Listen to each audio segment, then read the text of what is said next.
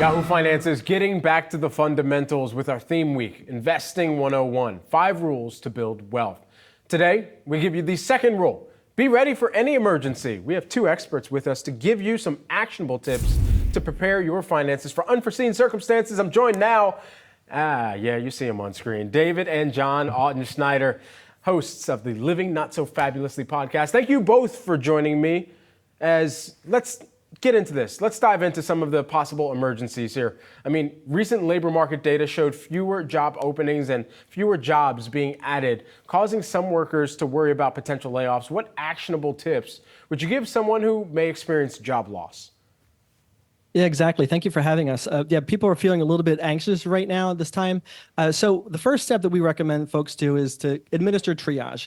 Get crystal clear on the state of your finances and try to get some more control over your finances. A great and simple way to do that is to download digital apps to your bank, your credit union, your credit cards onto your phone so you can monitor your balances, as well as you want to be able to set it up so you can easily move funds fast if you need to, if things get a little critical for you.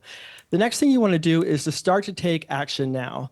What are those lenders or what are those bills that you can maybe negotiate more friendly payments, such as reducing or delaying payments a little bit? And who are the lenders I'm going to call if I need to maybe have that discussion about forbearance? Now, what about a potential recession? How would you advise someone to rearrange their finances in that scenario? I think that one of the important things to remember is that when we hear about recessions is to get in front of the whole idea of the potential of a market downturn or a recession. It's important to take a look at your portfolio and say, is it still in alignment with my values and my goals and my time horizon, or does it need adjustment since the last time? I think one of the other things to remember is that you're in a long-term, hopefully in a long-term relationship with your portfolio. And the average recession lasts about 17 months. Recessions since World War II have averaged about 10 months.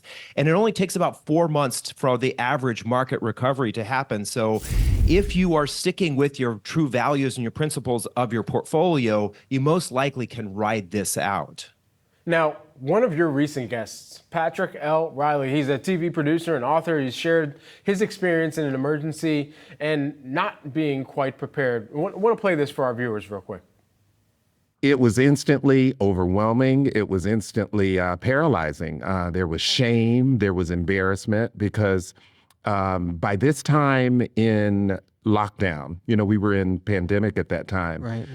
I had adjusted a lot of my work to be virtual. So the idea that I'm working virtually and I now don't have a home to work in put a lot of stress on me. No doubt. I had home insurance, but I had let it lapse. This happened inside this very window. It was a different gaze for me to be in need, to be vulnerable, to not have the answers figured out. Right. A lot of that savings that I had that might have helped me breathe a little bit better had already been spent because we'd already been in pandemic for a year. Right. Yeah. And I had lost a lot of the revenue I was going to get from what was a second leg of the book tour, all canceled because of pandemic.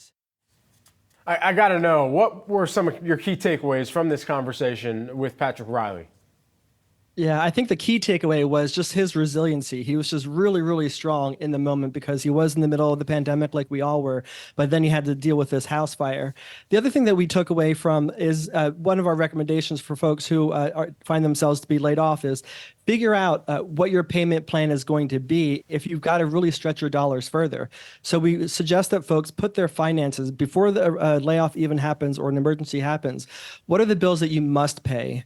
What are the bills that you should pay? And then what are those bills that you're open to negotiating to pay? That way you have a strategy. If you find yourselves in a hard situation, you know exactly what your action plan is going to be.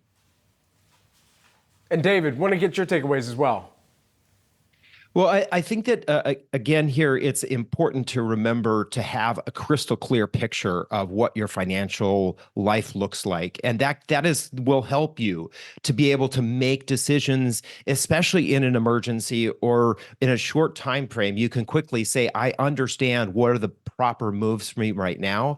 And that's why it's important to always have your thumb on what is going on with my finances so you can stay ahead of events like this. Thank you so much for joining us here. Looking forward to much more from David and John Ottenschneider. They've got more great guests coming on the show, including Out Leadership CEO Todd Sears, who's going to be on the podcast tomorrow. Looking forward to hearing that conversation. And you can be sure to tune in to the Living Not So Fabulously podcast with David and John Ottenschneider every Wednesday, 12 p.m. Eastern on all streaming platforms.